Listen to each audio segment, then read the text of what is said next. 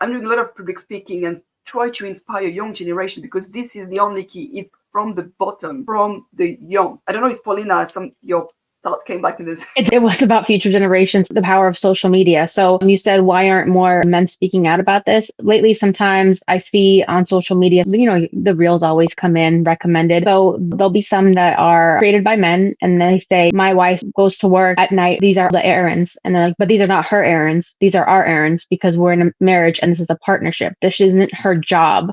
Should be our job. With social media, I just had the conversation earlier this with Gen Z. Some people want to argue that they're more open to talking about their identity, different other types of thoughts. And I do agree with that, not even just in terms of identity, but because we get all this information that we previously didn't get. Previously, you had to deliberately go on Google or deliberately go talk to people. The algorithm, right? We always talk about the algorithm. It knows what to feed you. Is there anything better than a trip getting ready? Nope. For a long journey where our podcast released a new epi, searching for a fade fiend, new fixation. Giving this a subscribe is the same sensation. Started with the day ones, they gave us fuel to support the season. Could have been anywhere in the world, but you're here for a reason. Notification bells, text some friends, all to let you know. Check your Bluetooth, connect, talk your wisdom out. Welcome in, everyone. This is episode 122, The Cost of Being a Woman, with our guests Polina and Yasmina. I did not do that intentionally, ladies. I wish I was a poet, but to have rhyming names there, wow. I mean, this is a dream for me. Ladies, I kind of wanted to give our audience just a little bit of introduction for you guys. I decided to go alphabetical order. We have Polina. She's a financial manager at the United States Department of the Army. Went to a great law school in my hometown, but she went to the University of Richmond Law School, and it was really cool. Another podcast. Let's talk about why you went there, because that's my hometown. I'd like to know your opinion of it. So thank you for joining us, Polina. And we also have here, we have Yasmina.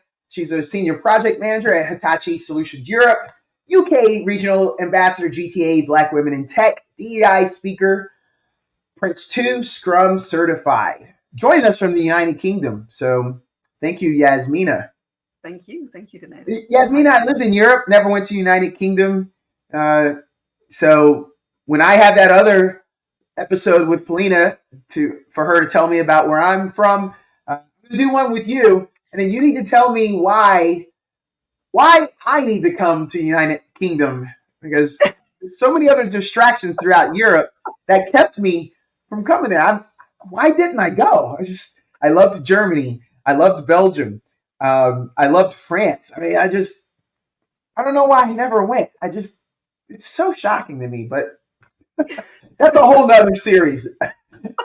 Polina, I told Yasmina, I said, you haven't heard the last of me. I think I'm going to be trying to do another episode with you. And, well, here we are. And then every time I come in, I say, well, you haven't heard the last of me. So, ladies, that's what happens. That's what happens when you're popular. Everybody wants to get on your calendar. Am I right? It's true.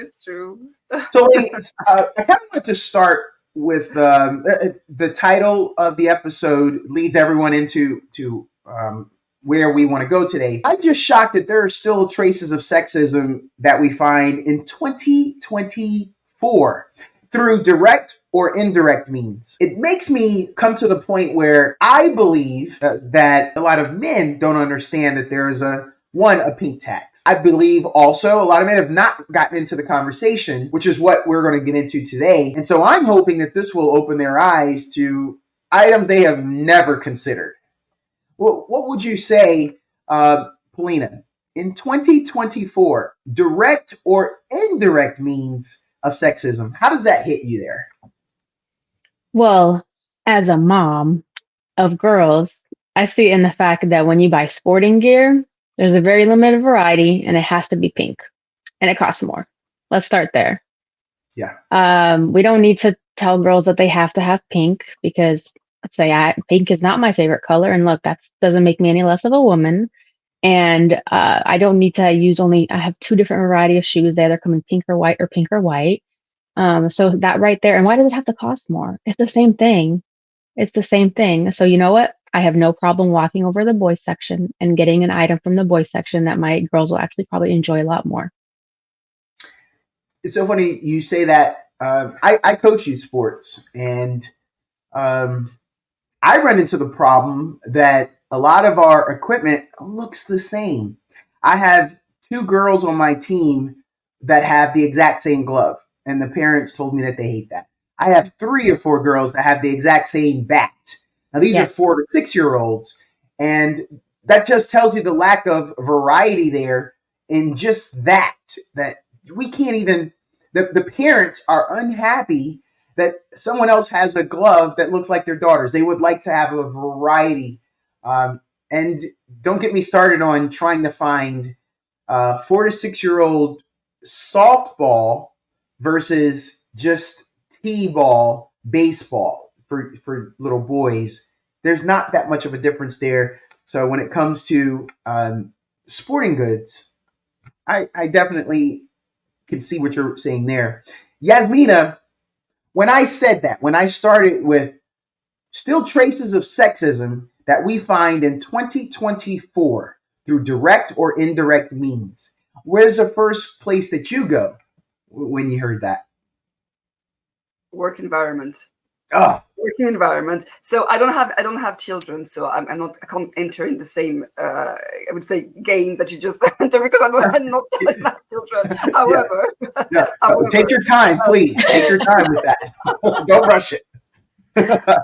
however, in a working environment, it's quite obvious that those differences are still there. I'm not talking about salary. Yeah. Salary is quite obvious, everyone knows that. But even from I would say, a daily basis, or as you said, I'm a senior project manager, right? And I'm working in digital transformation in the tech industry, and I'm working only with men. Huh. It's just only with men.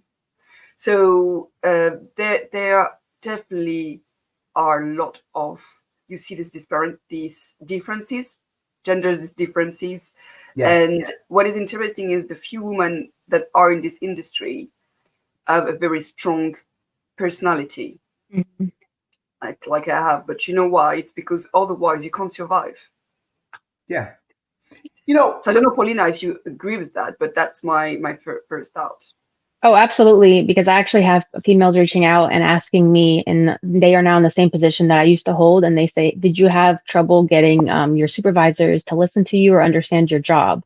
I lead with no, just because I know my personality and I know the type of individuals I'm dealing with, but I'm not the norm in my work environment. And then the same thing when you're in meetings, you can say the same thing as a male, but their answer gets more respect, or it's like, oh, I never heard that before, even though the female just said that. 100% agree. Wait, so Polina could just say something, and then I could come right over top and say, no, I believe that if we put that lamp over there, we would have so much more light in the room. And then everyone says, Eureka! Well, let's go with what Donato said. It's true. Absolutely. It's true. That's we're not getting off to a good start here. I want some of our listeners to have that moment where they can say, "Oh, I never really thought of that." Polina, you mentioned earlier, this was actually my next point.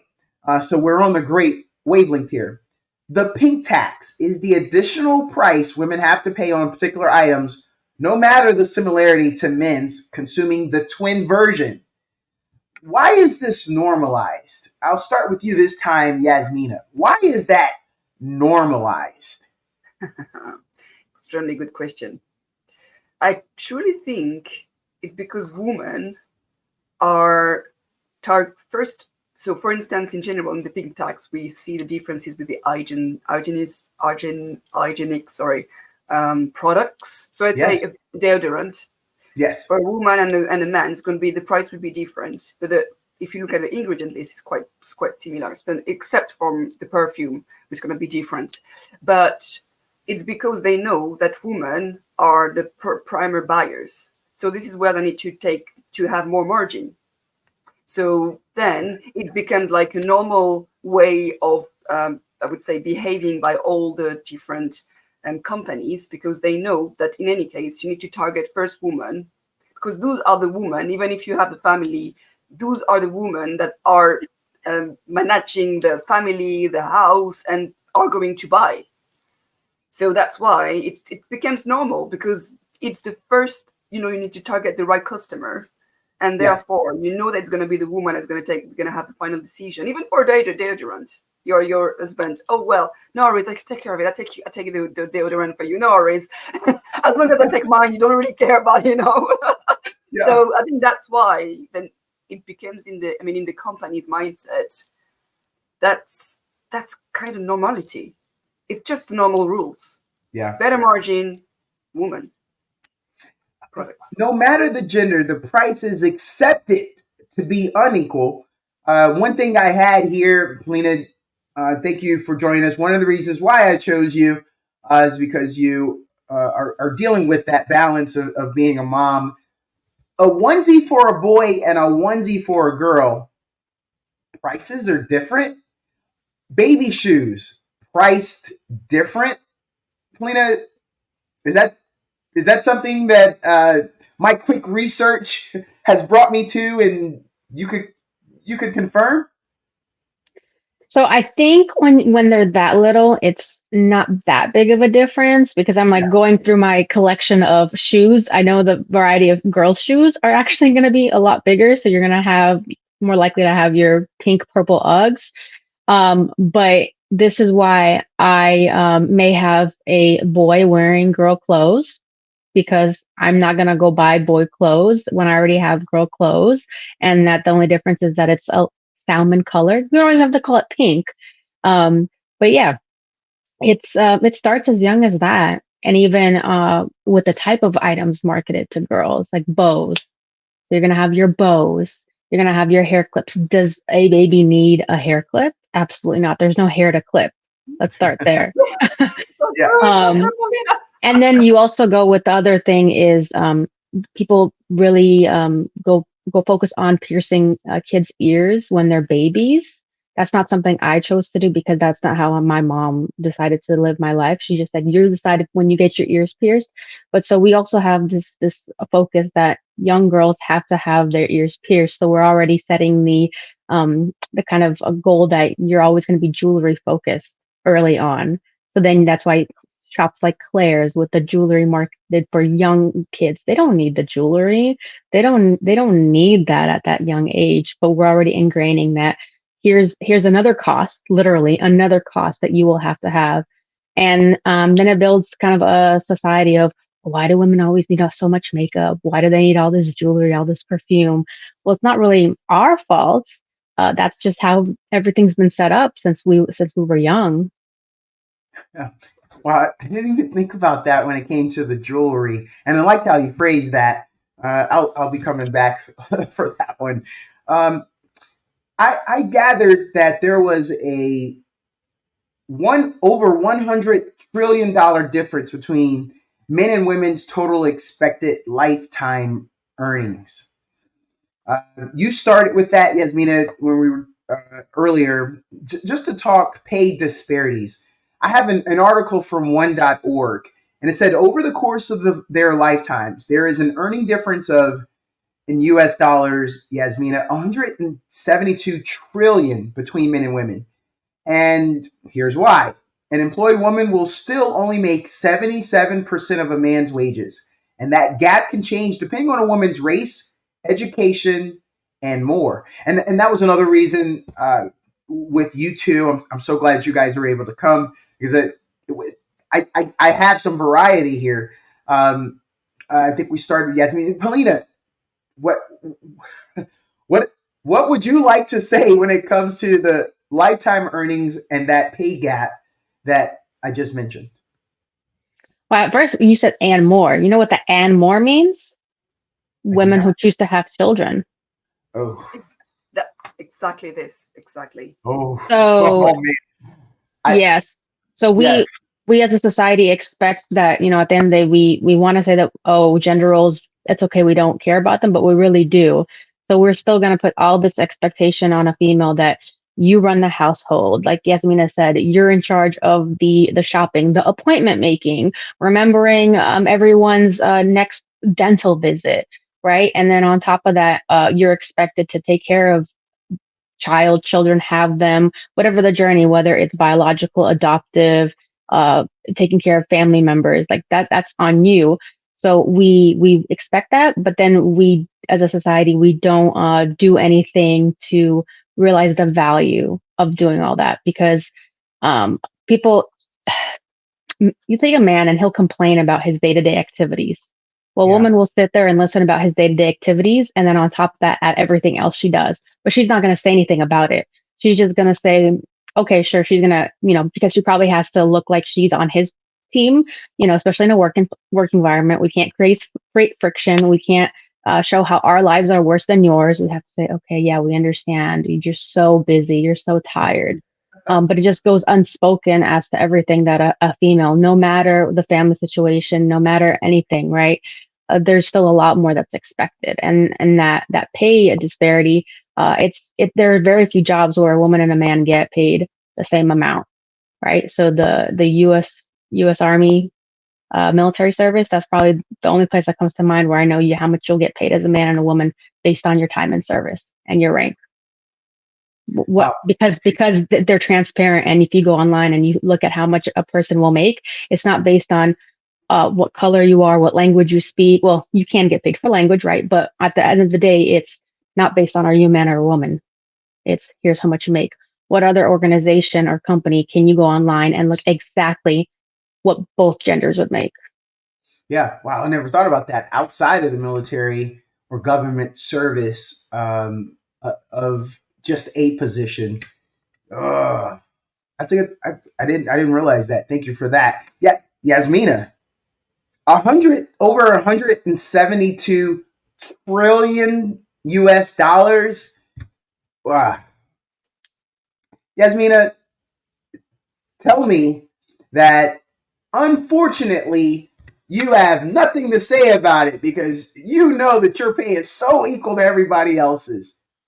You know me, right? You can go to the other questions. I have nothing to say about it. I mean, everything is perfect. Of course it's not. Of course it's not. I mean, Yes. the thing is, I mean, what is interesting with the statistics, because I also did some research before, is like it's the same over time. It's not like it's going to stagnate. We don't have any stagnation. It's just the same. It's just increasing very slightly years after years. And that's, I think, here the issue is, because it's what do we do for the statistic to, okay, it's fine, today in 2024, it's still like this. Maybe in 2025, it needs to decrease. So so in Hitachi Solutions, for instance, we are really very, very focusing on this disparity between men and women. I'm part of the diversity, equity, inclusion leadership group, so I can tell you that we are doing everything to avoid this gap. It's not easy, of course, but this is part of if you have people that are really personally involved and want things to change, you need to start from the inside. So that's why you start to know me as well. I'm very, very focusing on DEI, and Yes. and that's why I'm trying to really highlight all those different kinds of inequalities. There is gender, but as you said, there is also the ethnicity. Yes. Because Paulina, you're a woman, we are both women. I can tell you that if you add on the top, you're a black woman, it's different. It's another hat on the top. And we all of us needs to be aware of that. And the other thing as well is when you are a mom, it's another hat as well, because when you need to take the maternity leave, that's what explains most of the gender inequality. Because when you go into the maternity leave for 6 months, sometimes 1 year, you can't work. Therefore, but a man will. Yes. So when it's the annual review, it's gonna step up where you're gonna just it's gonna be a stagnation for you. Yeah. So that's the first. When you speak to an employee, the first thing's gonna be, but how do we deal with the maternity leave? Because if I can't promote someone that didn't work during that. That's tricky. Wow. Yeah. Yeah, it is. I had a point here. Every additional year a girl is in school can boost her future earnings by up to 20%. For young girls, I don't even know when a person would even try to offer that to them as they're progressing through life. But Polina, I made the joke that you went to and graduated, got your law degree from my hometown. I would imagine that the differences that a person that has a law degree earning and just a high school graduate are already going to be vast. But when I tell you of that statistic that I got there, how do you see that? How do you see that the additional boost comes from an additional year in school? You could say additional boost, but at the end of the day, right? So a man and a woman graduating law school, what boost is there in comparison? He's still going to make more because, oh, by the way, the legal profession has always been a good boys club, right? So just now, I think now we have like the most applicants, and we're the most in terms of most diverse in terms of individuals attending law school, because I think I know growing up I thought, oh, I can't go to law school. That's a white man's job. I thought that. And then I also speak a foreign language. So I thought, oh, that's definitely not for anyone who's not English speaking. So sure, you can go get that boost, but at the end of the day, you're still behind, because that boost you would have got, Yeah, you're still competing in a male dominated society. You're still going to be against males, and they're still getting a boost just by virtue of their gender. Yasmina, have you seen that there are women that have additional schooling, additional degrees, certifications, and even though they have that, they might not even be making as much as a guy that has maybe just one certification? It's always, we try to add certification, more degrees to reduce. We say, okay, well, we're going to be more equipped. So when we go into the workplace, at least I can maybe, I would say, compete and have the same salary if we talk about salary. But at the end of the day, as Polina said, when you go into the workplace, you still compete.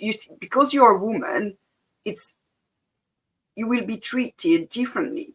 So even if you have like all those, let's say that it's just you get an additional hat, but it can slightly help, yes, slightly. But if we go to get pregnant, it's still the same thing. We'll still face the same issues again. So yes, it's good to have multiple degrees. It's excellent. But when you go back then into the workforce and we need to, rather than the promotion, well, you'll see that someone that has the same title as you, same role, same a year of experience, is going to be promoted before you because he's a man.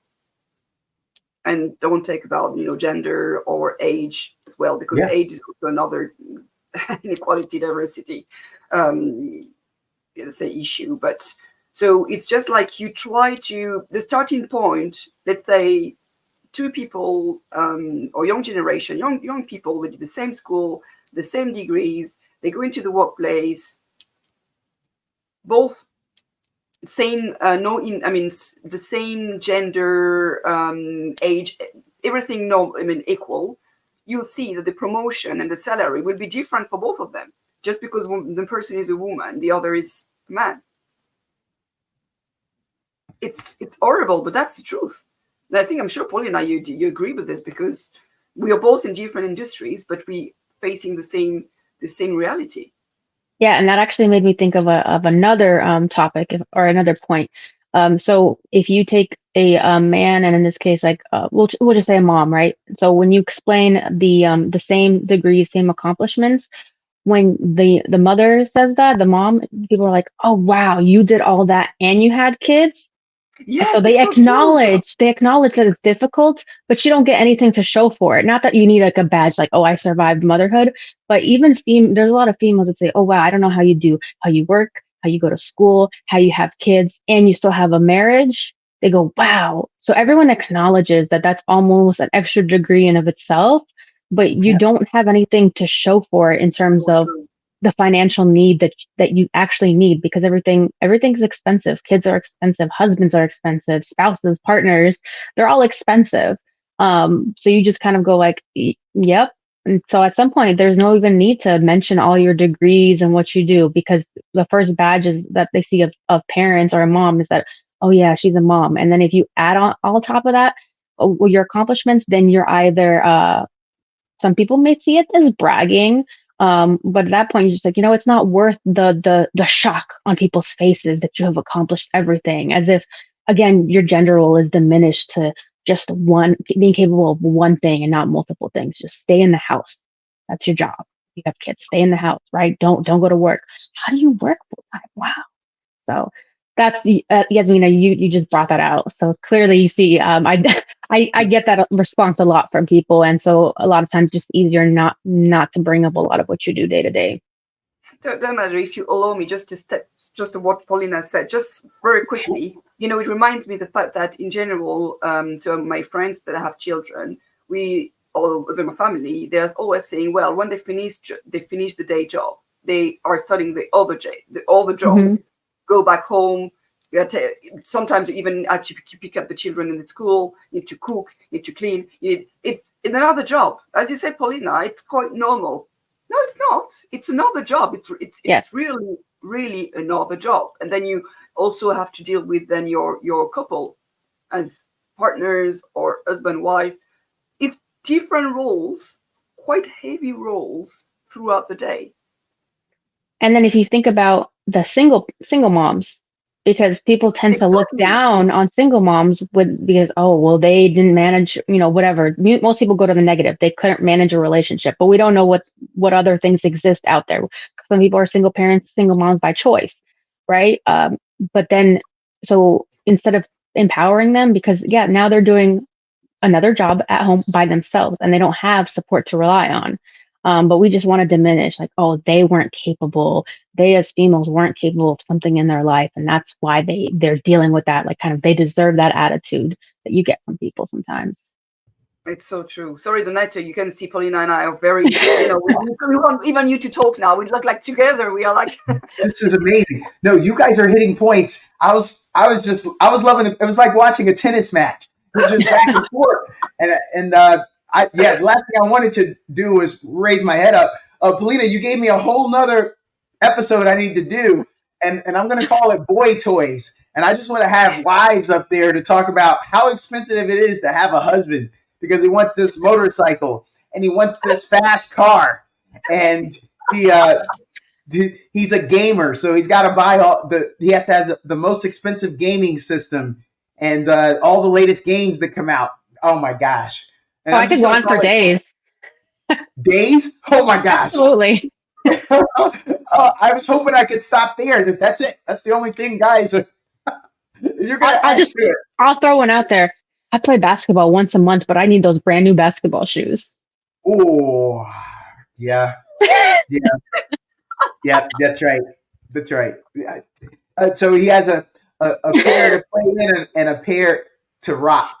So he just walks around in one pair, but he's got another pair to play in.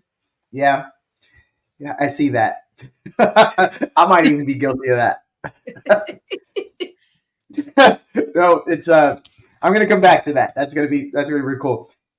I have an article by Catherine Hahn, March 1st, 2024. This was published in Forbes magazine. Gender Pay Gap Statistics was the name. General wage gap statistics. Women earn 16% less than men on average.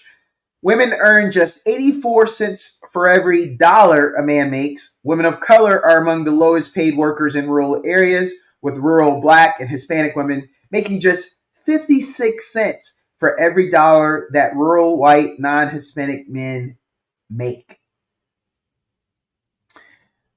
We didn't even fully dive into that there are differences. We just been talking gender. We didn't get into ethnicity. we didn't get into locality, and I mean, I could make this a 3-hour podcast now if I even go down those lanes.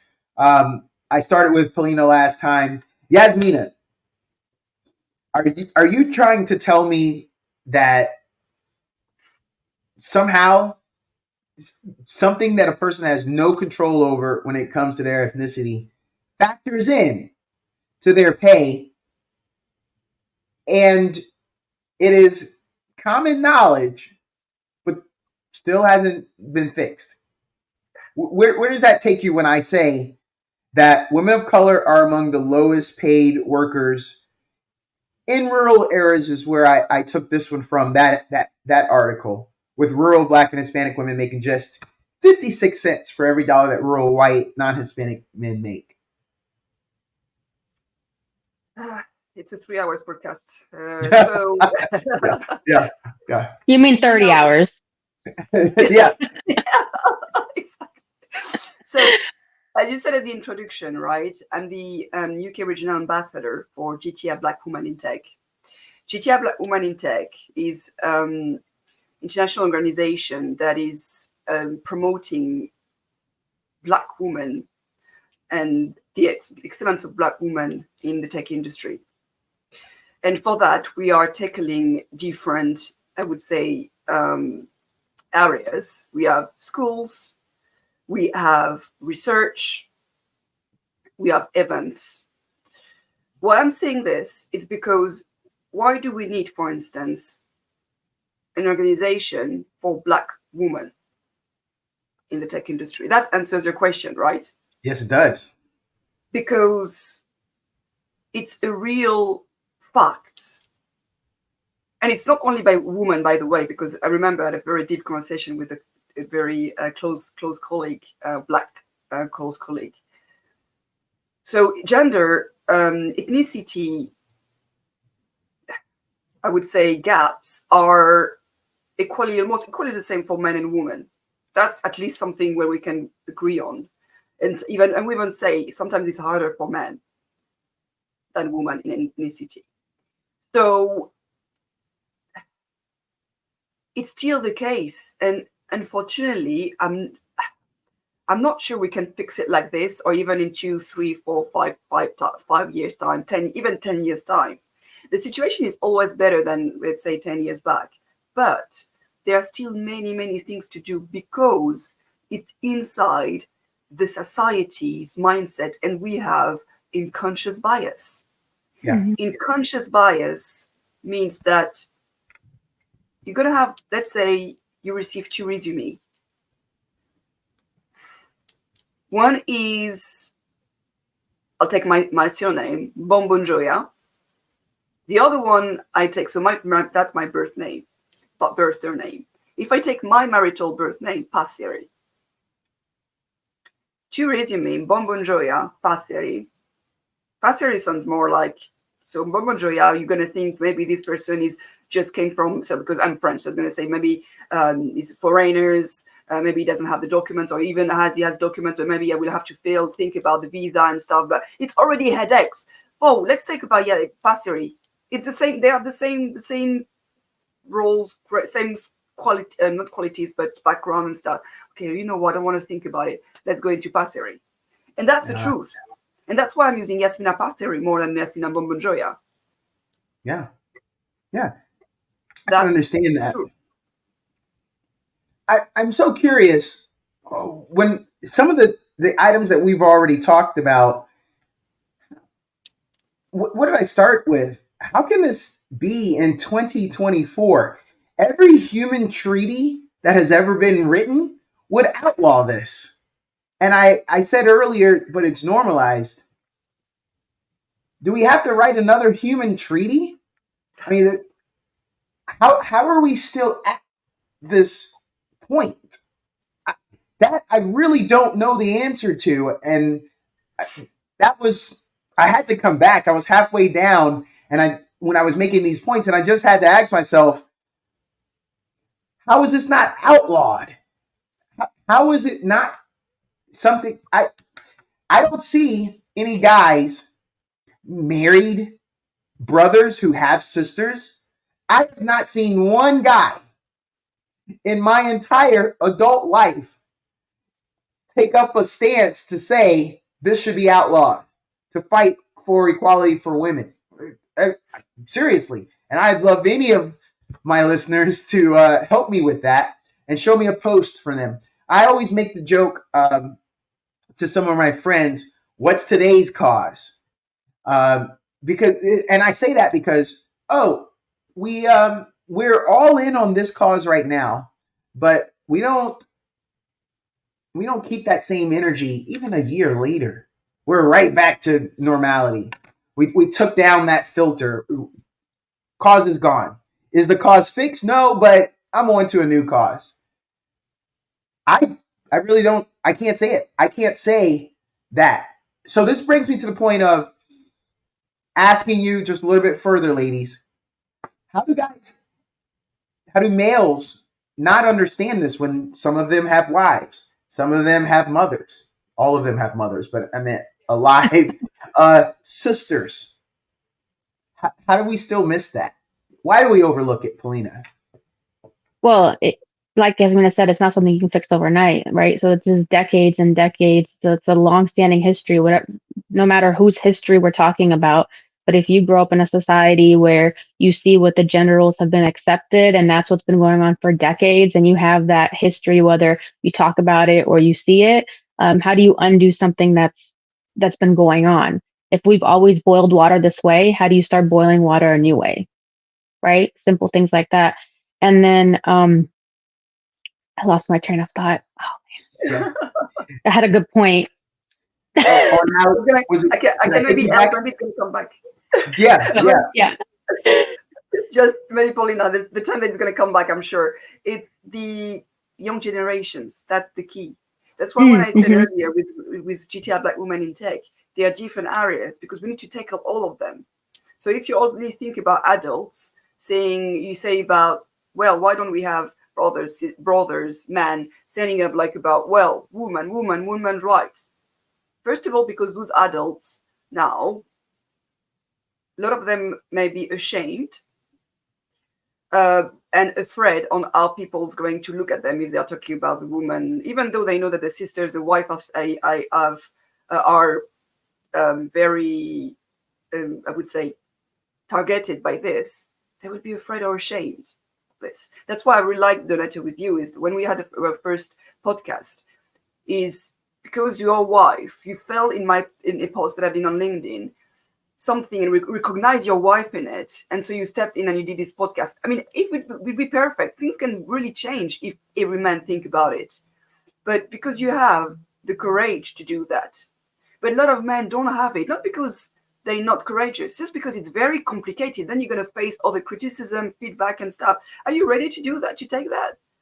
No, maybe no. But young generation, this is where you're going to tackle this unconscious way of thinking, or the way that the society is raising them in a way. If you go when they are still young, this is where you can not refresh, but I would say bring to the brain another aspect that they don't see at home, but they're going to see then when you have speakers at school coming, when you have women sharing their life experience.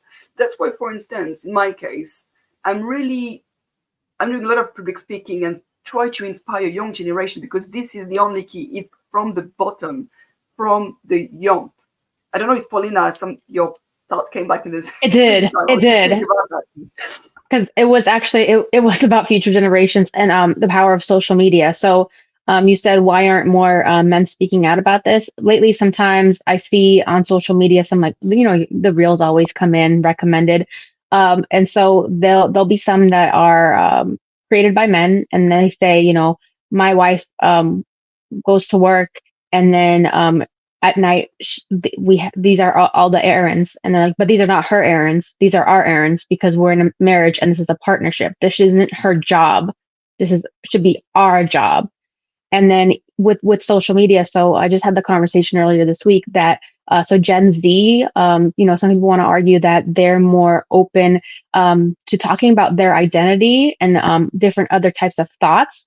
And so I do agree with that, not even just in terms of identity, but because we get all this information that we previously didn't get. Previously, you had to deliberately go on Google or deliberately go talk to people. Now it the algorithm, right? We always talk about the algorithm. It knows what to feed you. So they get more information from different parts of the world. And then the next generation Alpha, right? They're just growing up on the digital world. So instead of fighting against it, you just need to embrace it, because now they can be exposed to different cultures earlier on. And so they're going to have a different mindset, and they are the future, because then they know from a young age, well, I remember, my mom and my dad, they did this, or my mom went to work every single day. So it's okay for me to be a female and go to work, or it's okay for me to not do this because it's been done this way. So it's definitely the power of social media. Social media, people want to bash it, but at the end of the day, it really does have gives people a voice that would otherwise be ashamed, or they wouldn't have anyone who would listen to them. That's the other thing.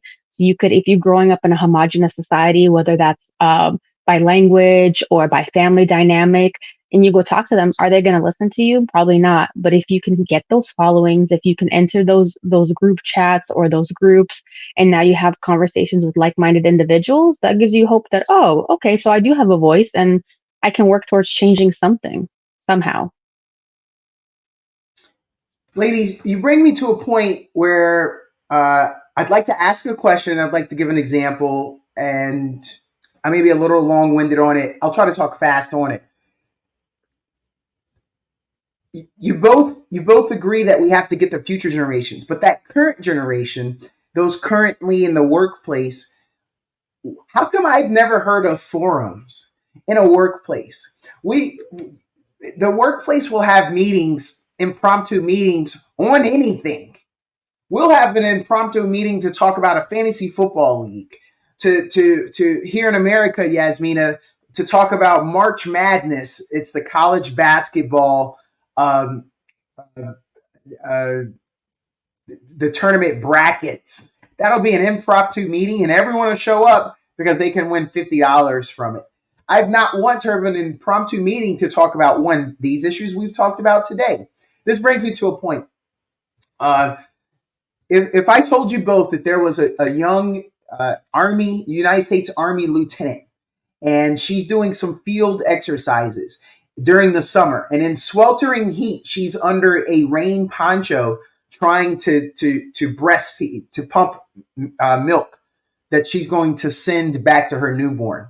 When her husband finds out about this, he wants to not only come to where she's at, but he wants to, this is guy code, he wants to strangle, if not put these knuckles on her superior, because there is no way that he thinks that his wife should have to be subjected to pumping breast milk under a rain poncho in sweltering heat outside. Now, that husband knows that his wife shouldn't be treated that way. That husband knows that his wife's superior is a father. So how does that guy miss that boat? How does he not understand that if that was happening to his wife, he'd be just as mad? So my question is, in the workplace, these impromptu meetings, young ladies are trying to have their topics brought up. And is it on the ladies to have to do that? And why can't the superiors, some of those bosses that are male, married, have daughters, have sisters, why can't we do that? Sorry, I told you that would be a little long-winded, but Yasmina, what are your thoughts on maybe just having an open forum? That way some of the current generation, not the Gen Zs, could be like, oh, I never thought that. I'm still a single dude, never been married, I have no sisters. I've never thought about that. When you were talking, it was just like my mind was going in over and over and thinking about different situations. I mean, I 100% agree with you. And that's why I can take examples, a lot of them, but I would say one that comes to my mind right away is as part of the DI leadership team, Leadership Solutions. It's difficult. It's difficult to make the senior leadership team, let's say, when you want to bring this kind of topic on the table, they know that there are those differences, those gaps, and they have wives, they have sisters, they know that. Yeah. But when you bring on the table, it's like, yes, we know it, but what do you propose? Yes, we know it, but it's not exactly like this. Or they analyze it until a point, or they also feel I would say they just don't know what to do. And I'm talking about this company, but I can also take other companies where I work for. It's difficult to openly talk about this conversation without having a strong defensive reaction. That's the word, defensive. When we tackle this kind of topic, we go directly in defensive mode. Yeah, but why do you say that? No, but well, I disagree, or no, it's not like this here in the company, or well, I know what you're saying, but if you go back to the industry 20 years ago, we only have men, so it's normal that 20 years afterwards you only have women. No, that's true. That's a fact. That's true. But it doesn't explain everything. So it's difficult to tackle this kind of topic because it also touches personal experiences. But we are in a work environment. So you can't have, or only a few people are able to step in the workforce as they would have done also in their personal life with another kind of environment.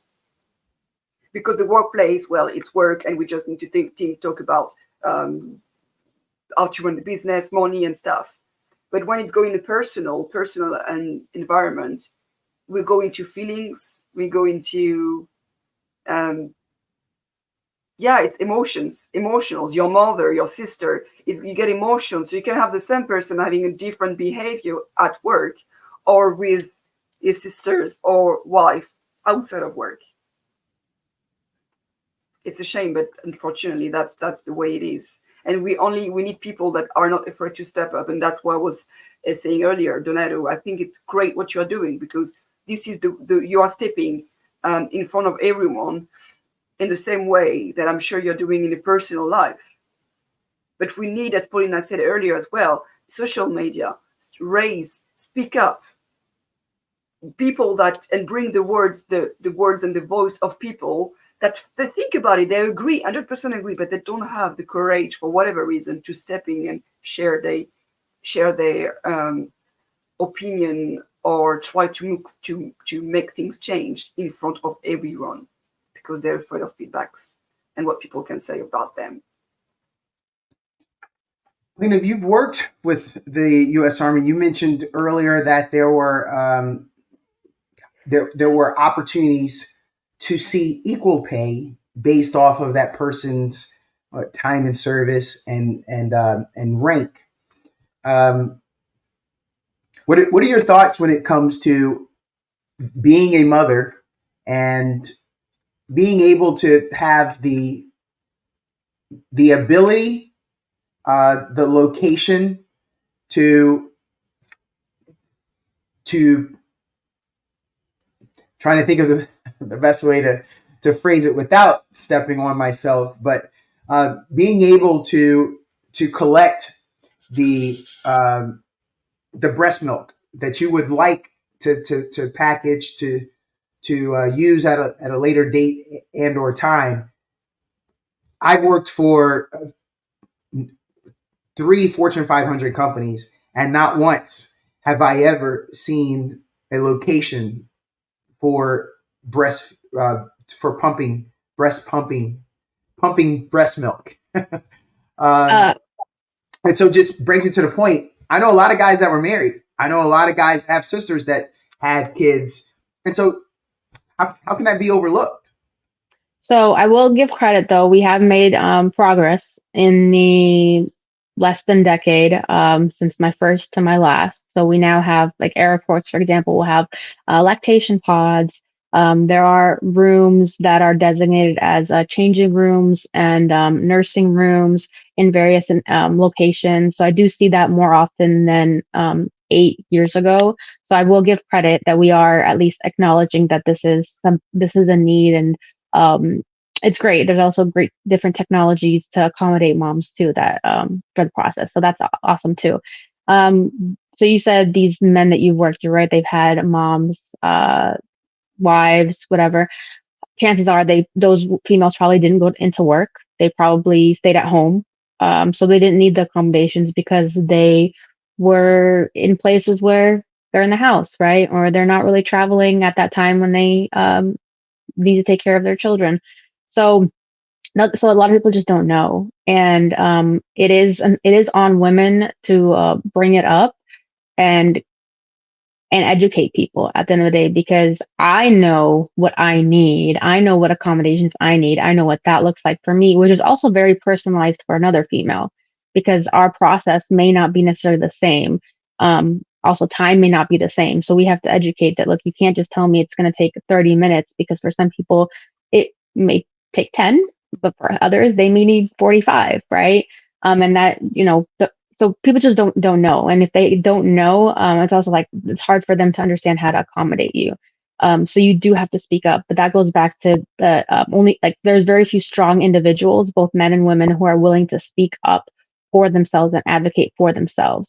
I know very many men that they would just roll over for their supervisors, even if they knew what they're doing isn't wrong. And so with females, you have the added step of, I have to tell people what I need. I have to educate them. I have to be okay with speaking up, knowing that people may look at me and say like, oh, well, she's just very emotional. Insert all the adjectives people use about women when they speak their voice. Oh, well, oh, she thinks she's entitled. Oh, she thinks she's better than us, because all I'm saying is, well, I'm not putting you down. I'm just speaking facts or my truth. I'm not trying to make anybody look bad. So like, and there are policies now taking place. This is what should happen. But again, implementation is one thing, from policy writing, right? So just like you said, why aren't there laws or rules for this? Well, look, you can write all the paperwork all day, but people have to follow it. That's why we still have breakers. That's why we still have the court system, and then the prison system. Although none of that is perfect or ideal, but we have those for a reason, because you can say one thing, but it doesn't mean people are going to do what they should be doing or what is right. So it's a lot of work, and that's another power of social media. Right now, we can unite like-minded females, and we can work together across different forums. So maybe in my work field is different from Yasmina's, but we can have similar conversations. Like, oh, you're dealing with that too. I'm dealing with that too. Well, what are you doing in your organization to make them better? What practices can I take to mine? And another thing you mentioned, right? So men talking about basketball, fantasy, sports, what have you. That's a passion. They're interested in that. Are they interested in women's rights? No. Nobody sits around talking about the topics. Polina, you brought up something that I wanted to follow up there before I go back to Yasmina. I come from a time where I remember that there were smoke breaks. And so we know everyone has a lunch break, and there's smoke breaks, there's fantasy football breaks, there's college basketball breaks where you can go over to another cubicle and you can start talking about your fantasy football team this weekend. And American football, Yasmina, it's a thing here. Oh my gosh. If I told you, Yasmina, the inefficiencies in the United States of America when it comes to us talking about our fantasy football teams, you would look down on us. So I would imagine, kind of to what you were saying, are there pump breaks during that time where you're trying to pump when you're in that lactation room? Does the world get to stop to allow you that time, or do you feel pressured to condense that to doing it during your lunch break? because I know the emails don't stop. I know people won't step back. But if you take all the time that a person goes to talk about fantasy sports or just other sports, you mush that together, the smoke breaks, the social media time, it's the same amount of time as a pump break. But what are your thoughts when I ask you about that? A pump break. Does that happen? Well, it's because you have a title for it, right? Well, all the other breaks you mentioned, even smoking now, we're in the U.S. We're frowning down upon it. I mean, we have vaping, but for the most part, we're not as we don't smoke in restaurants anymore. So it's still, if you smoke, there's some stigma attached to it, or there's some, oh, these people are XYZ, right? As usual, we like to label people.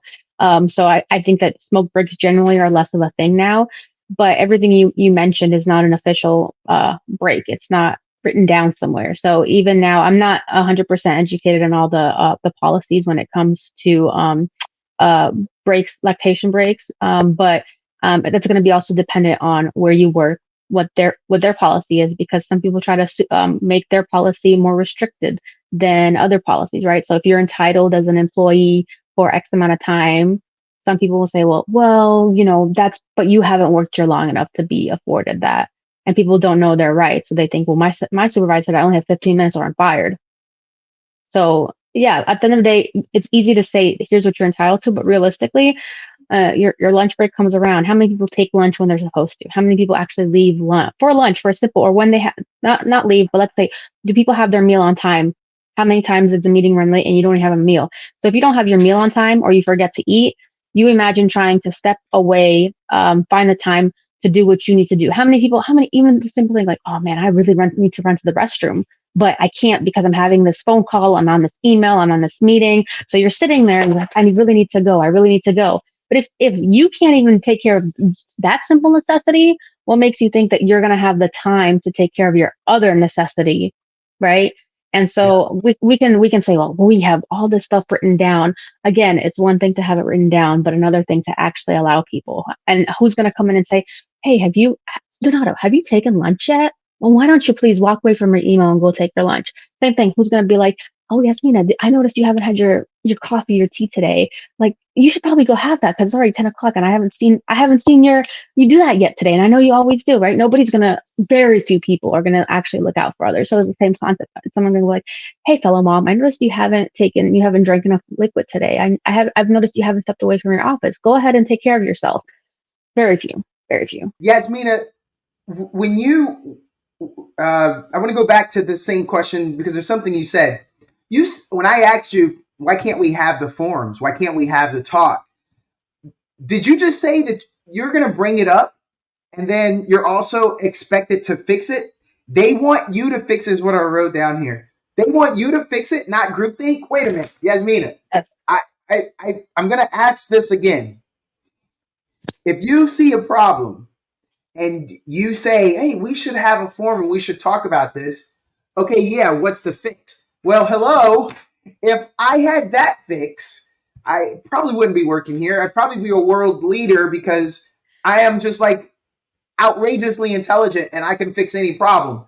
But that's not how we do it. Would that be the case? I thought all you were going to just do is moderate. I just wanted you to moderate the forum. You also have to have the fix, Yasmina? Yes. Why? Yes. I don't understand. Why do you have to have the fix? I Well, thought you already did your job of bringing attention to it. She has to have the fix, and she also probably has to know how much it's going to cost and who's going to pay for it, right? Thank you, Polina. Thank you. No. Exactly this. And Yeah. Exactly. And also you need to defend it because between the budget that you're going to allocate to, let's say, generate more profit or margin, and the same budget to enhance the policy or DEI, let's say, rules of the company, well, the budget's going to be more interesting into what is going to generate profit for the company than just talking about the environment or DEI inequalities and how make things change. Because that's the truth. It's a business word. I mean, and this is, again, it's like personal environment and professional environment. It's different. And only a few people are are ready to step in for the same topics or rights that they are fighting for or defending outside, I mean, on their personal life, and bring it up in the professional life. So think about, for instance, the lunch break, Polina. It's such a good example because, okay, as a project manager, I have my teams, right?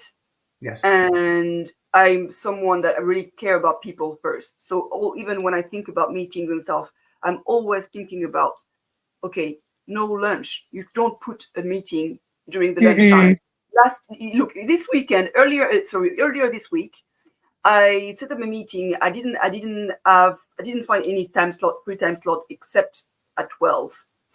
And when I set up the meeting, I said, look, in the meeting invite, okay, that's the purpose of the agenda of this meeting.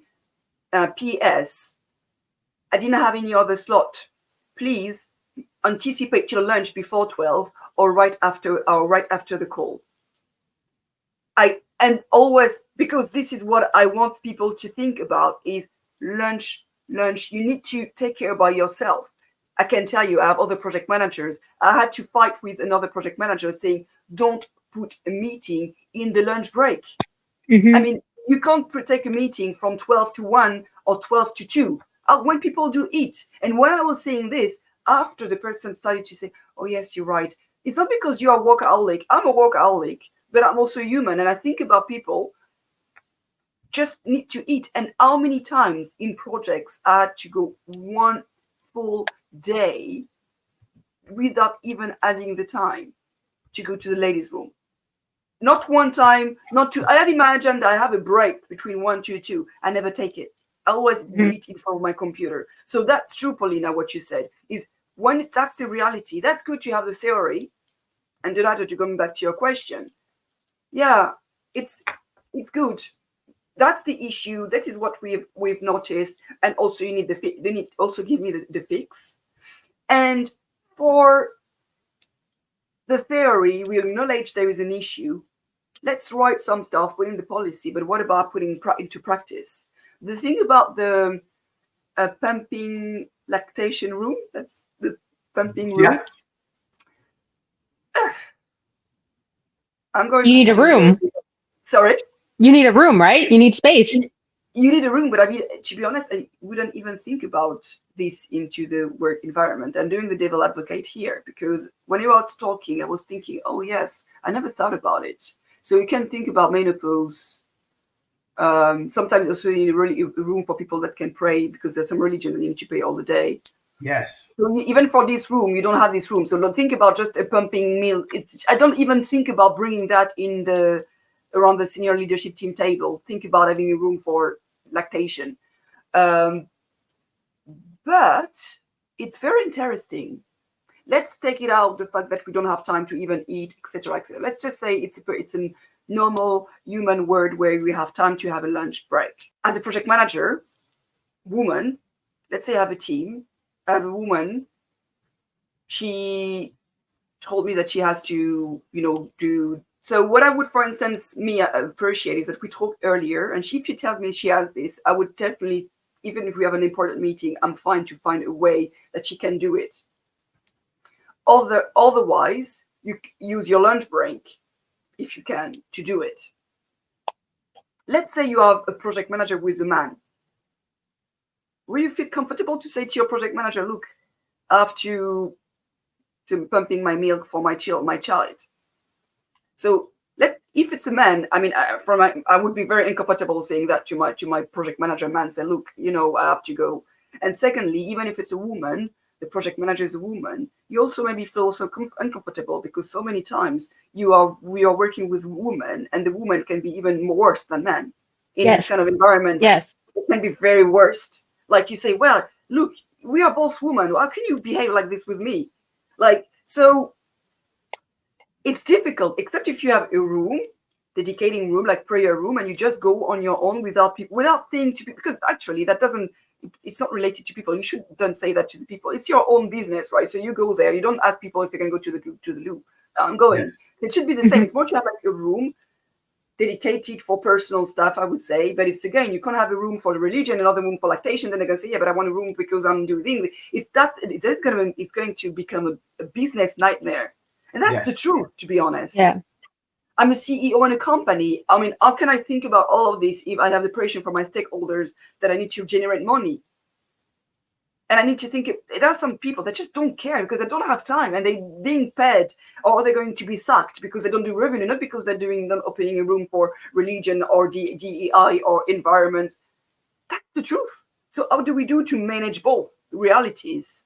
And this is where it needs to come from the inside, and having people ready to speak up, and be comfortable to shake the system. Or remember, Donato, but what I like to say, it's to shake the system. It's not comfortable, but okay, fine. That's the reality. What do we do about it? And let's try even for small steps. Now that you give me that, Polina, I will definitely bring it up to the table about the lactation room, because it's very interesting. I need to think about that. Yeah. The fact that you don't have one tells me that you probably don't have females who are pregnant or new mothers. No, we have, but they are okay. But like not. Yeah, they're right. So they're like out of sight, out of mind, right? Is what we think when we have types of when there's something that's important, but it's not like you said, Donato, like the causes. Why aren't we thinking about these things? Kind of out of sight, out of mind. When they come back, it's important, but by then it's too late because it should have been implemented before they had their baby, so that way you're ready whenever they do come back to work, right? And I also understand that maternity leave policies are different. Like they're not very friendly in the U.S. It's like it's crazy, and I think internationally, it sounds like we were saying 6 months to a year. That's generous. We don't have that here, so that's another thing that may also be a reason why, depending where you are internationally, it may not. There's a different level of priority based on what your maternity leave policy looks like, but You mentioned about the women and how sometimes we're not nice to each other. Donato, another thing is that women like to say, well, I did it this way. If I had harsh conditions, then you should be able to. Well, I only got this time off. I didn't have any support.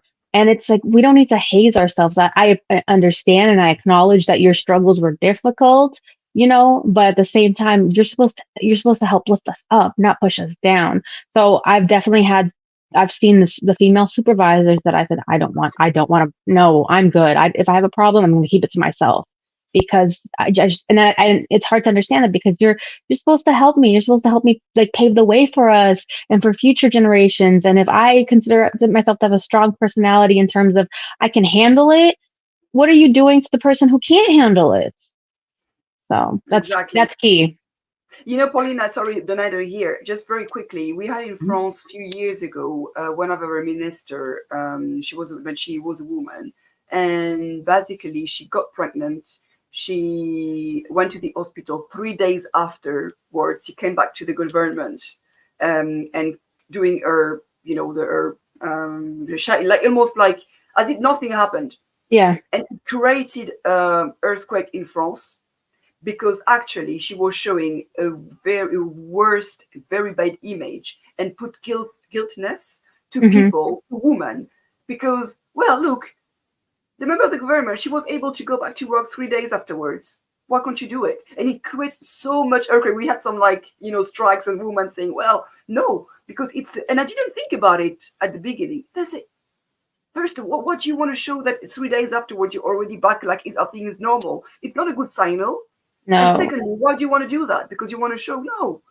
So for me, for instance, if I would have to take a maternity leave at work with my position now, I would feel maybe a little bit guilty about it, to be honest. But I'm honest with you. Yes. I would feel like a bit guilty where I shouldn't. But the thing is, I would think about, well, but when I'm going to be away, what first of all wisdom was what happened with my work, and then when I will be back, that's going to be difficult because I would be delayed about other colleagues, but I can't pretend having the same privileges or even think about pay rise or promotion because I was away. It's difficult. And that's assuming that you come back, that's with everything being a perfect outcome. We're not even talking about any postpartum We're not talking about it. Yeah, that's No. just an arbitrary timeline of you returning with everything being perfect, whatever perfect is. Polina, you Yeah, were I was gonna gonna say. say, and that guilt is it happens more often, and then that's also, and like you said, you were thinking, Yasmina, you were thinking about the company. So the people are always Yes. thinking about, well, my job, my position. But guess what? Jobs can fire you tomorrow. Who's gonna be there? Who's gonna be there forever? Your children, your family. So it happens a lot. Like oh man, I feel guilty because I can't help them because I physically can't walk, down there. I can't carry this heavy thing. I feel guilty like I can't participate in this meeting because I'm on bed rest, and it's not on Zoom or it's not virtual. So the guilt is very real. And then even when after fact, like, oh, I have like my kid is sick. I feel guilty. I can't be at work, but your child is sick. You have to take care of your child, but here you are. So this guilt like never stops.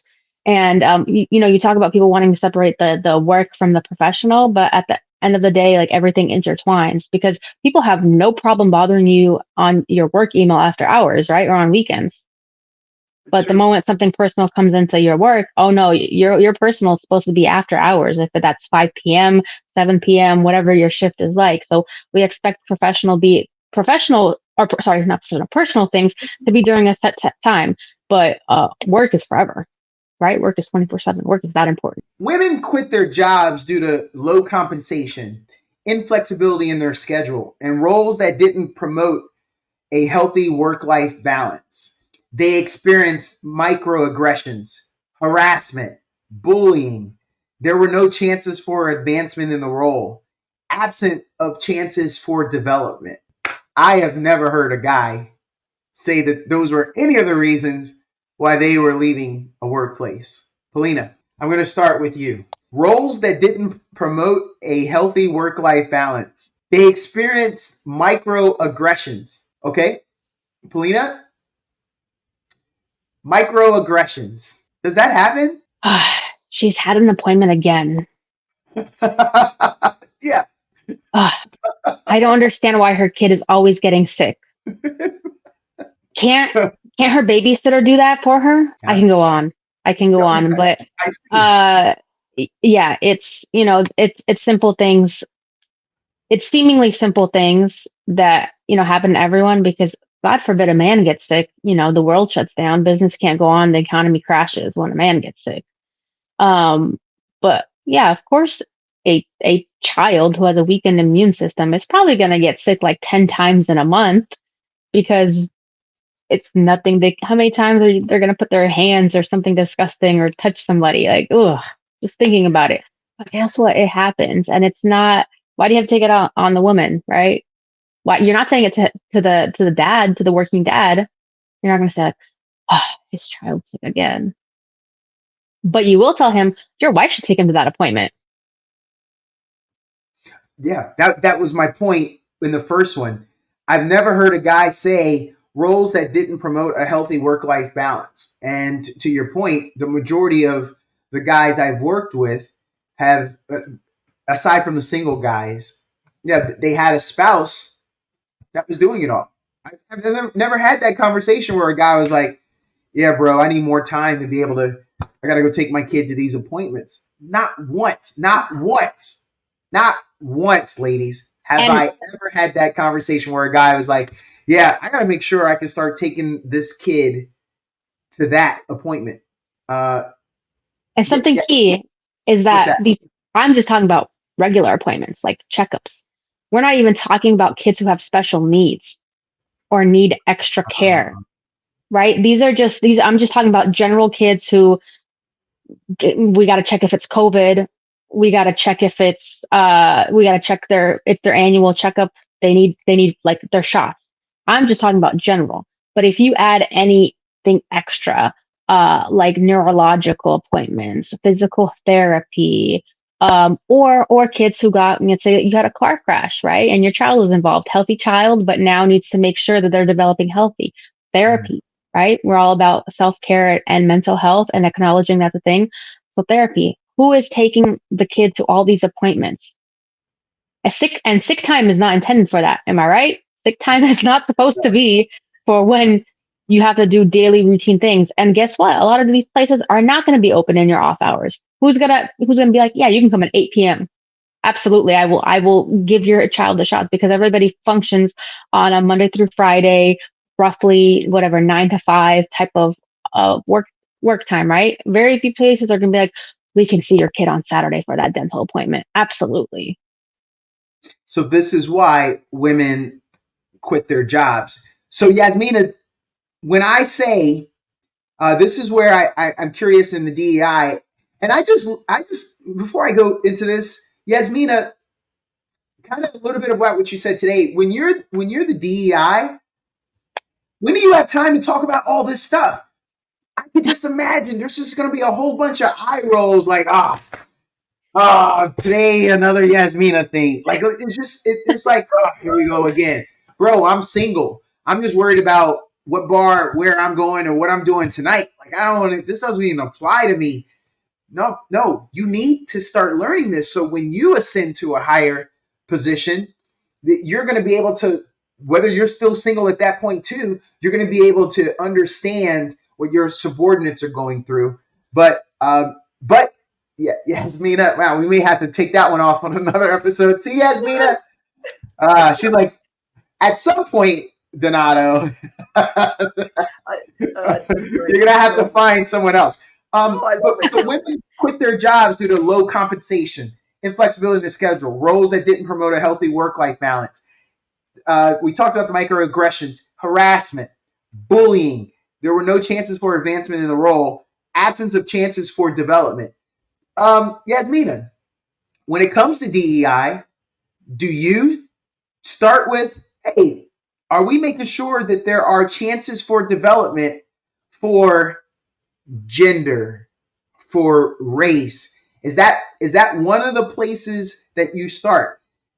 If a woman says there were no chances for advancement in the role, huh? Like she can already see that the stop sign is right there. That's my limit right there. And it's coming fast. Exactly. I mean, I totally. The first answer is yes. And in a company, I'm definitely known as one of the drama person, because I'm speaking up and put things on the table. DEI is very important. We are all human, and actually, in all our lives, we can suffer from being diverse. For in any kind of an environment, it's possible in life. I think maybe at least one. Even if you're a white person, you can maybe feel, you go in a country where you have only black person, you feel a little bit like, oh well, I can understand what people can feel in my country, for instance. Anyway, bringing to the table, for instance, let's say actually we are really focusing on having more women in leadership, because it's important and it's very difficult to be part of the leadership team when you're a woman. I'm the only Black woman senior project manager in my company. And I think I would say even project manager, because I'm a senior one, but yeah, I'm the only one. But I would say I can extend that to the tech industry. So the more you go up, the less women you're gonna have, the less woman in ethnicity with ethnicity, different ethnicity will be also up. It's rare. It's very difficult. The thing is, when you are talking earlier about harassment, bullying, all this kind of situation that women are facing or can face in their life, that's true. But let's say this situation happens. It happens to me with a client where there are definitely sexism behavior. I had to fight for it, to make my director understand that what I'm saying is true. It's the truth. So let's say you're already being bullied, it's already making your life a nightmare. When you have to raise it and explain, you need to defend yourself again. So you need to relieve again this nightmare that you've already been through, because you need to explain and explain and explain. Even if it's a woman, another woman, you need to explain her, well, look, what I'm saying is the truth because of this, and you will be challenged. That's the worst thing. You'll be challenged, right? You're saying even if you have facts, you are being challenged. It happens to me. So it's, again, I like to say, emotional energy. Yeah. It takes a lot of it. I mean, am I ready to fight for this? Because I know that it's going to take a lot of my emotional energy. I already need my emotional energy to take about my personal life, my children, all personal things. Do I really want to fight for again in the company? Prefer to leave and change company. That's what a lot of people is going to say. Or other, like myself, is going to fight for it. It takes my energy, but it's because I'm not thinking about myself only. I'm thinking about also the other people and all the women that can be in that situation. And in my case, for instance, in the DEI group, as I'm part of the leadership and strategy group, what I'm trying to do is share my experience to the senior leadership group, starting from the CEO, and taking personal experience I faced working with clients to make them realize that, yes, business, money, profit, I 100% agree with you. 100% agree with you. But if you want to achieve this, you also need your employees to feel comfortable and to feel good in their work, because this is the best way you can have people work good. If you want your money, the margin, fine. But if you have people that are very, very comfortable working, you're going to achieve it.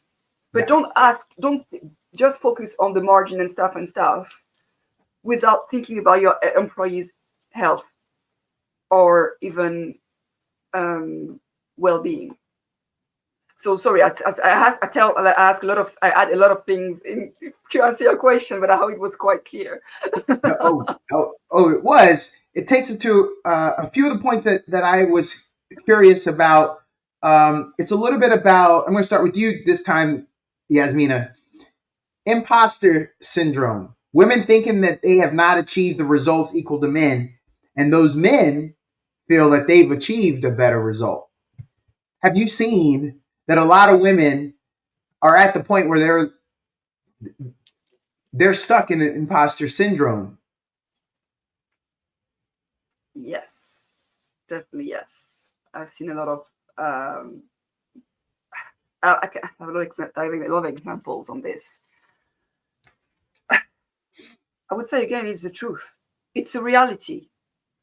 It's a reality we're facing in different industries, in different countries. I'm French. I lived 4 years in Italy. Now I'm the UK, and I found this in every single countries. And imposter syndrome can be another podcast for that. I see that. Hey, you did that one all by yourself. Yes, but you don't need an edit. But I'll take a note. Nope, I'll take a note. Thank you. That sounded like you offered that to me that time. I'm just right. Yeah, definitely. Yes, I do. But it's difficult because it's a reality. But it's, again, when you want to fight for it, do you get listened, or do people believe you? They don't. And that's again, it go back to emotional intelligence. You need to justify yourself of what you are living or experiencing almost on a daily basis. You have to fight for it. Do you have the energy, or do you really want to do it? No, it's better to give up. It's just better to give up. I don't know what you think about it, Polina. It's easy to give up. It doesn't cost anything. But if you fight for it, then again, it's a lot of your emotional energy. And if you can't, it's a lot of stress, it's a lot of worrying. And if you can't let it go, some people learn to deal with it, to manage it, to not show their emotion. But it's exhausting. It's very tiring. It is the same over and over again, and that's why you're just now getting some change in certain aspects. And I think whenever you are a minority, whatever that means, if it's a language, if it's a gender, if it's any self-identification, when you are the minority, it's very hard to convince the majority to listen to you or that what you have to say is important because you don't have the credibility of a majority behind you. Exactly. So you need to fight. It's even harder. It's harder. And it's when you've been in the minority and you even suffering, because you can use the right word, you can suffer from that. So you already suffered, so it's going to already you're very emotionally involved, and then you have also to fight for it. Oh my gosh, better to give up, to be honest. And then then you become that imposter. Then you just say, okay, what do I need to do to make people not see me as XYZ, right? So then you're like, okay, so you want me to smile all the time. Okay, does that make you feel better about yourself? That I don't look like I have RBF resting, face. So, oh, smile, oh, laugh at you. Okay, so that means that I like your idea. Ha ha ha. Okay, cool. And now we're okay. Yeah, well, I can get along with her. Yeah. She's always smiling. She's so happy about life because that's what they want to see. That seems like that would be a whole nother episode, Polina. Look, we're gonna do the mini series over here, okay? Donato Yasmina mini series. We're clearly gonna do that. So I have two topics, two talking points left, ladies. The first is, why do women seem to have a lack of awareness of key opportunities that men more commonly know about? So I'm sorry, I lost track there of who I started with. I'll go alphabetically. Polina, how many times has a peer come to you and they know of a key opportunity and you're like, hey, how'd you know about that? Oh, well, Johnny told me. Why did Johnny find out? And you're just now getting it. It doesn't mean that the opportunity won't be there for you, but it doesn't seem like it's. How is he getting this info? How is this you just spent an hour with Johnny at lunch? He didn't bring it up to you. But as soon as he sees Craig over here, if I didn't say the name of the guy already, and he tells Craig, oh, yeah, by the way, they're looking for someone to go over to UK and they're going to have to work with Yasmina. But hey, it's a great opportunity. You can go to the UK. Sorry, Yasmina. But what would you say about that? Awareness of key opportunities that men more commonly know about. Well, also men probably make assumptions right away that a woman probably isn't going to be able to. She has kids. She just went somewhere. I didn't think she was going to want to be away from her husband. I didn't think he'd let her go. Okay. So there's also this thing that men own women that, my favorite, irrelevant, but my favorite. Oh, I couldn't cut my hair because my husband wouldn't let me. Okay. I heard that a lot when I had short hair. Oh, that's good that your husband let you cut your hair. Anyway, so yeah, it's always the 5 million reasons why a woman can't go. So I normally I find the opportunities. So I find like distro lists or I find emails related to my fields. And then when I find the opportunities, I make sure to tell my females. I say, listen, I know you have a little baby, but you can go in 6 months when he's a little older. And I think it'd be great for your development. So there's a lot that you automatically have a list of, you think, people who are capable, people who can just drop everything and go like, oh, this is next week. Okay, well, a man probably doesn't need to plan for next week because he's got a woman behind it planning his meals, his lunches, doing his laundry. So he can just go. But and that's where it becomes about empowering and educating each other.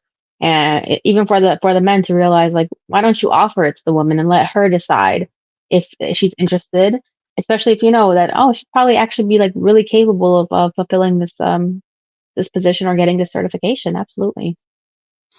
Yasmina, a lot of women say that they don't have awareness of key opportunities that men more commonly know about.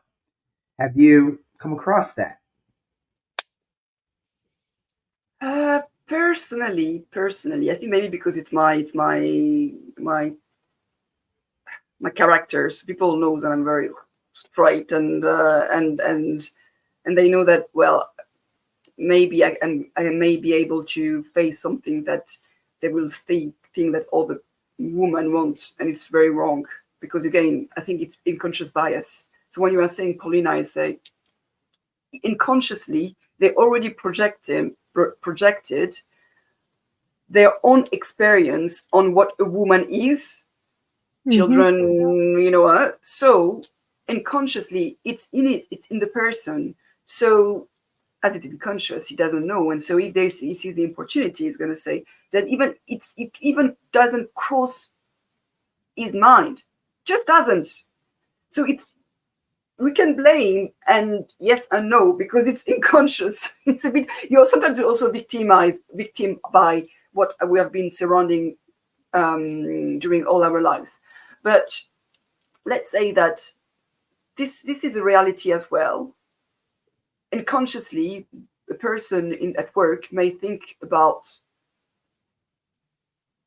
well, it's a woman. She has already have many things to care about. It's already it's going to be a drama with her. It's going to be, oh well, she's gonna, maybe it's not the right day, the right month. Okay, it's going to be complicated. So I don't even think about asking. I mean, tell her about this opportunity. It's easier because I'll go directly to Jack, for instance, because, well, I know Jack is very he's a very motivated person. You don't even think about all the issues he can have, because Jack also has children, like, and it's his wife. So they both are the same children, but you're going to think about Jack. Jack is less impacted by the children because his wife is doing everything. Because he's got less responsibilities. Exactly. So there are things that are unconscious. And to be honest, if I would be at the place of the person saying, when I took your example, well, I spoke with, for instance, Mark, and Mark didn't tell me what he just told you. I will go to Mark directly, say, Mark, what is going on? I spoke with Jack 2 minutes ago. He told me that why? I would have because that's my personality. I would go and ask just say, what? Just explain me why. And I'm sure, oh yeah, because I thought, and it's easier for me because I'm single, I don't have children. So that's why people would more think about, oh, well, she doesn't have so much, a link that's going to make her stay in that position or in that country and stuff. But if you know that you're a mom and you have children and stuff, people's going to say, well, you know what? It's going to be, it's the same. It's too complicated, too many headaches. Let's ask Jack, because Jack is, even if he's married, he's free. Right. Last point here, and ladies, this has been amazing. I'm telling you, I didn't run out of topics. I skipped some talking points. We may have to come back for a part 2. We may have to. But this is the last one. I'm very sad about it. That it's the last one. Women role models for you to look up to? ? And second question, how many do you have? I want to start with you, Yasmina, because I think you've also mentioned already in this pod that there aren't a lot of women role models for you to look up to, not just in your company. I would like for you to, maybe if you have to speak outside of it, maybe there is someone at another company, and then how many do you have? Because some of the ladies I've talked to, when I told them I was going to do this topic, they're like, oh, I don't think most of my mentors or my role models, they're guys. I can't say I have a lot of women. I'm the first. So a lot of them, they were the first. So women role models for you to look up to, do you have any? And how many do you have? Oh my gosh. I need to think about that one though. Polina, can you switch it to you? I just need to think about it. Okay. So that's your sign right there, Donato. The fact that she has to think about it is a sign. Yeah, you're right. It's sign. True.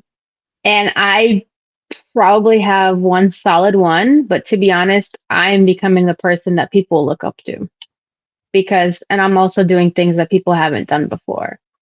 So there's a lot, and I'm not originally from the US, right? Like I'm supposed to be chasing the American dream. And I thought that someone would show me the American dream, but I'm figuring that out by myself. So yes, does that evoke a question, Donato?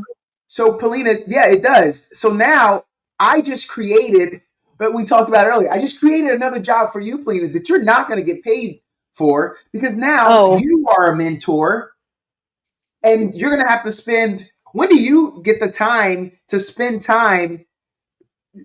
Are you going to do Zoom calls with some of your peers, some of your constituents, and then talk to them about, hey, this is how I so far have done things with 3 kids.